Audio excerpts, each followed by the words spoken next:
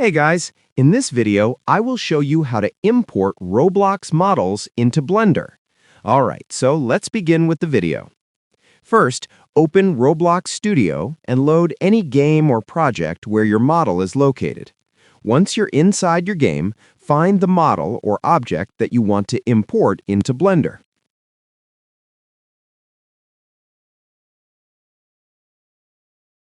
After selecting the model, go to the Explorer panel, right-click on the selected object, hover over Save to File/Export, and then click Export Selection. Choose a location on your computer, give the file a name, and make sure it's saved as an OBJ file. Then click Save.